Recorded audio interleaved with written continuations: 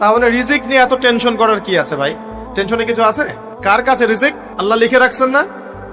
ইনশাআল্লাহ এর বাইরে কিছু হবে? হবে না। অতএব এত দুশ্চিন্তার কিছু নাই। জীবনকে নিয়ে এত দুশ্চিন্তার কিছু নাই। জীবনটাকে কোরআন সুন্নাহর আলোকে এনজয় করেন। কোরআন সুন্নাহকে দিয়ে জীবনকে এনজয় করা যায়। কোরআন এবং সুন্নাহর আনুগত্যের মধ্য দিয়ে আপনি জীবনকে উপভোগ করেন। টেনশন করার দরকার নেই। মনে রাখবেন, আল্লাহ যদি আপনার সাথে থাকেন এবং আল্লাহ যদি আপনাকে কবুল করেন, পৃথিবীর কোনো শক্তি নাই আপনাকে টলাবে। পৃথিবীর কোনো শক্তি নাই, পৃথিবীর সমস্ত শক্তি একত্রিত হয়ে আপনার চুল বাঁকা করতে পারবে না, যদি আল্লাহ আপনার সাথে থাকে।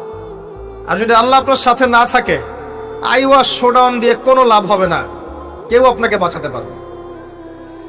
অতএব আল্লাহকে আপন করে নেন, যার যার হক তাকে তাকে দেন, নিজের হক আল্লাহর কাছে চেয়ে নেন, ইনশাআল্লাহ আপনি সুখে থাকবেন।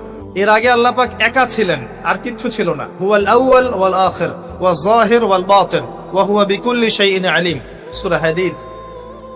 আল্লাহ পাক একা ছিলেন, কোনো কিছু ছিল না, আল্লাহ একা ছিলেন। আবার কোনো কিছু যখন থাকবে না, আল্লাহ একা থাকবেন। কুল্লু মান আলাইহা ফান ওয়া ইয়াবকা ওয়াজহু রাব্বিকা যুল জালালি ওয়াল ইকরাম। এই বিষয়ে কোনো দ্বিমত আছে? এরপরে আল্লাহ পাক সৃষ্টি করেছেন আরশে আজিম। কি সৃষ্টি করেছেন? বিশাল আরশ, যার ছায়ায় আল্লাহ পাক কিয়ামতের মাঠে 7 শ্রেণীর মানুষকে ছায়া দিবেন।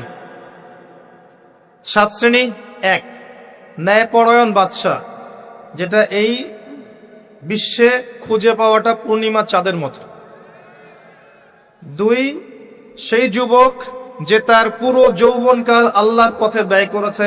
এটা সুযোগ আপনার সামনে আছে, আপনি লুফে নিতে পারেন, এই সুযোগটা আপনার সামনে আছে। 3, ওই ব্যক্তি যার কলব বা অন্তর মসজিদের সাথে ঝুলন্ত থাকে, টিকটকের সাথে নয়, মসজিদের সাথে ঝুলন্ত থাকে। এখনকার যুব সমাজের অন্তর অনলাইনে ঝুলন্ত থাকে, দেখবেন।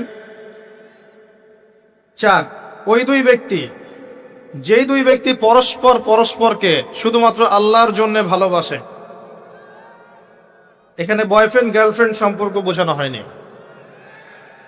এই দুনিয়ার স্বার্থে জর্জরিত ভালোবাসার বাইরেও ডিভাইন একটা ভালোবাসা আছে, সেটা হচ্ছে আল্লাহর জন্য ভালোবাসা।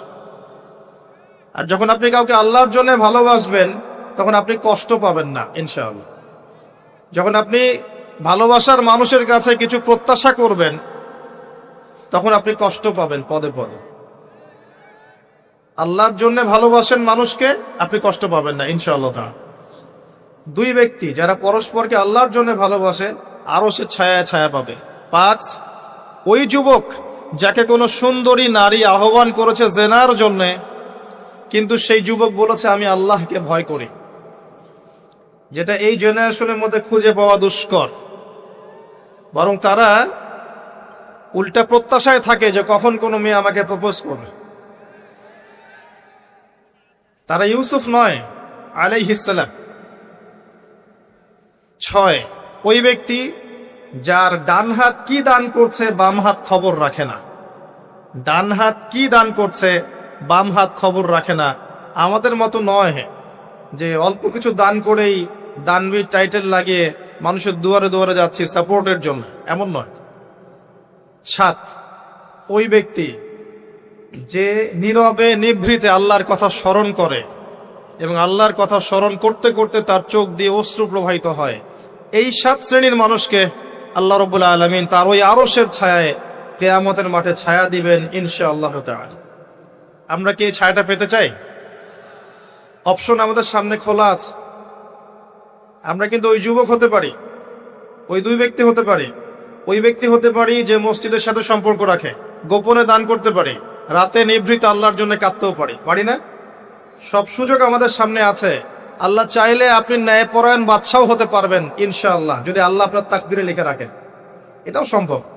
চলে আসেন আরশে আজিমের পরে আল্লাহ পাক সৃষ্টি করেছেন কলম, এবং কলম সৃষ্টি করে আল্লাহ পাক পুরো মহাবিশ্বের তাকদির লিখেছেন। পৃথিবীর শেষ দিন পর্যন্ত কি হবে না হবে, খুঁটিনাটি বিষয়, এত খুঁটিনাটি যে আল্লাহ পাকের ওই লিখার বাইরে পৃথিবীতেও কোন আযাব গজব আসে না। যা লিখা আছে ওটাই আসবে। পৃথিবীতে যা আসছে যে আযাব, যে বিপদ, যে বালা মুসিবত গুলো আসছে আসমানি এবং জমিনের, এগুলোও আল্লাহর কাছে লেখা আছে। বলেন সুবহানাল্লাহ। এমনকি এই পৃথিবীতে কতজন মানুষ এসেছে, চলে গেছে এবং আসবে, এই হিসেব আল্লাহর কাছে আছে। চিন্তা করতে পারেন, পৃথিবীতে কত মাখলুক আছে, হিসেব আল্লাহর কাছে আছে।